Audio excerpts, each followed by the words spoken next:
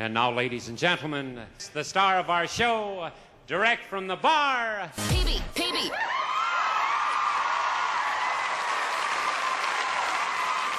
Hoo-wee!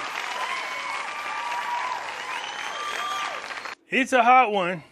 Anyways, what's going on out there, peeps?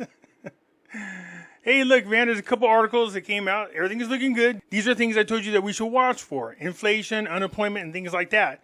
There's good news, and then if you can have good news, you got to give all the news. And the other news isn't necessarily bad, but it is something that we need to pay attention to.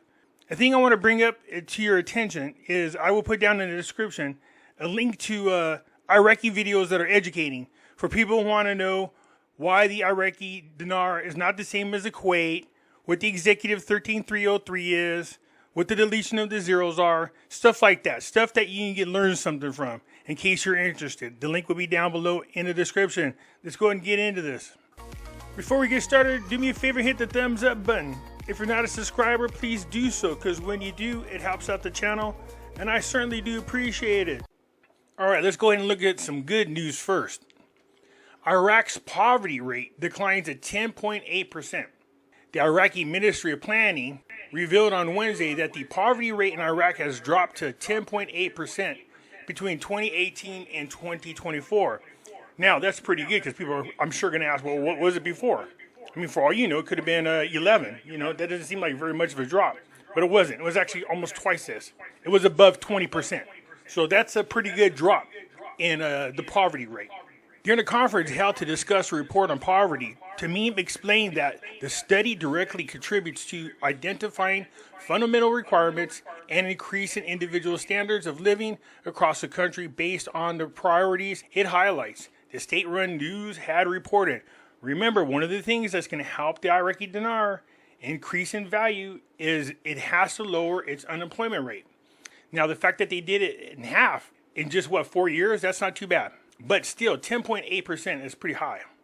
The government seeks to carry out programs to continue lowering the poverty rate. Spokesperson for the Iraqi Ministry of Planning, Abdul Handawi, said earlier, and the decrease in the poverty levels in Iraq is an outcome of the government's initiatives over the last several years, which included upgrading the Social Security network, strengthening the rations card system, and providing services to disadvantaged communities. As part of its effort to reduce poverty, the government has supported the education sector by providing monthly grants to families and children at different educational stages, resulting in the enrollment of a large number of students from low-income families in schools. So the planning minister will soon unveil a fresh national strategy to tackle poverty in Iraq between 2026 and 2030. The strategy consists of policies and key measures aimed at improving the poor's living condition and housing, health, education, income, and food security, as well as addressing climate change, assisting vulnerable groups, and empowering women. Another thing we want to keep an eye on, of course, is inflation rates declining in Iraq. So this came out on the 27th, but even so, that's one of those important steps that we need to really monitor is the inflation. And the inflation rates have declined in Iraq. And these inflation rates are unbelievable. The Iraqi Ministry of Planning declared on Saturday that monthly and annual inflation rates have declined in June. The spokesperson for the Planning Ministry, Abdul Hindawi, mentioned in a statement that the monthly inflation rate in key marketplaces throughout Iraqi provinces fell by 1.2% in June compared to May, according to the news. The annual inflation rate in Iraq also fell to 0.6% compared to June of 2024. According to the IMF projections, Iraq's inflation rate would drop somewhat to 2.5% in 2025. 2.5%. That's where their inflation rate is. Remember, Biden had us at 9%. So Iraq's doing pretty good. That's another key factor that you must think about whenever you're going to value your currency. Inflation is low. That's what they want.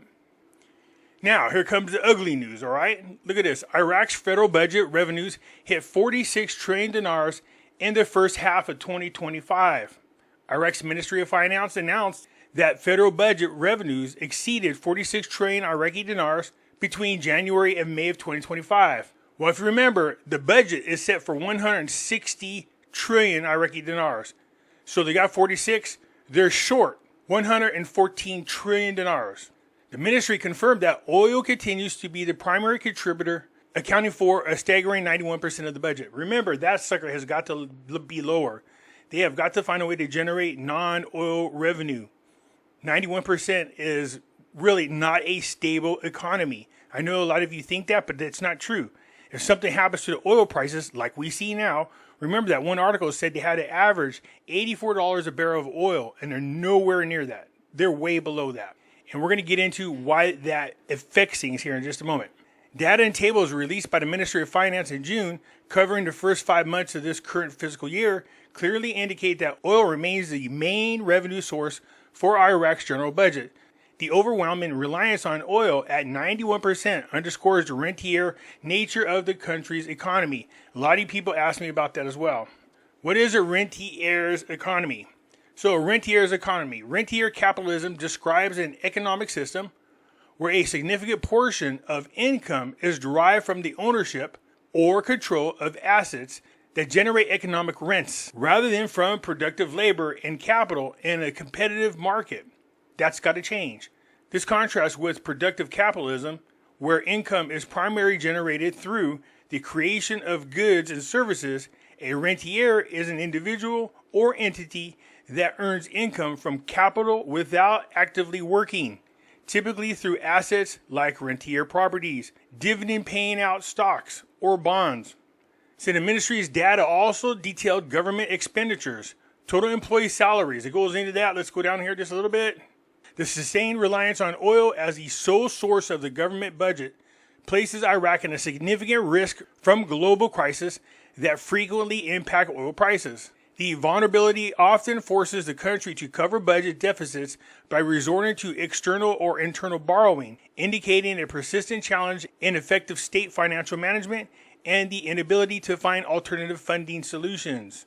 Saleh, an advisor to the Prime Minister for Financial Affairs, had previously noted that in March of 2021, in an interview to the news, that the reason for Iraq's continued rentier economy stems from past wars, economic blockades, and ongoing political conflicts, which led to the dispersion of economic resources. We know Iraq is getting their feet back on the ground, but it takes a little time, you guys.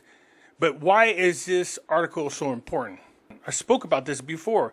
Let me take you back to an older article that's going to highlight why this is important. Now, this one here is from 4/13/2025.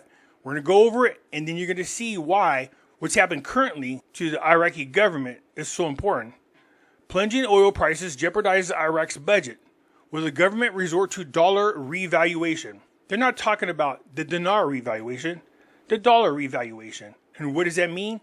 You devalue the Iraqi dinar. That's what this means. You devalue the Iraqi dinar. Economic experts noted that while Iraq's reserve funds are generally safeguarded for emergencies, adjusting the value of the Iraqi dinar relative to the US dollar remains a plausible option, so it's something that they have thought about. Iraq is bracing for renewed economic turbulence as oil prices fall between the critical $65 per barrel mark, $5 short of the benchmark adopted by the country's federal budget. You see this? This is why this is important when I talk about the budget. When I say they are setting the mark too high. Now, they haven't even passed this year's budget, which means the budget that they're using is from last year. So if I'm not mistaken, they had it set at $70 per barrel, and they need $84. This is going to affect the value of their currency if they're not careful. Now, this is an idea that they're kicking around, and this is an idea from last April. But this just highlights the point I'm always trying to make to you guys. Don't just go, they should be rich and blah, blah, blah. That's not how it works. There's a lot of contributing factors in going in and determining the value of a currency. I just showed you an article in which they say they generated 46 trillion Iraqi dinars for revenue for the Iraqi budget. That's 114 trillion short. Now, something could happen and that could change for the good. Something could happen, it could be changed for the bad. But where they are currently, they should be at $84 per barrel. So one of the options to help curve that is they use their reserves. And that's what they do to protect the exchange rate. Iraq does not want to do that. The other idea is to devalue the Iraqi dinar, which is what we don't want. Now, I'm not saying they're going to do that, but I want to use these articles to highlight this to you, that there's more involved in determining the exchange rate.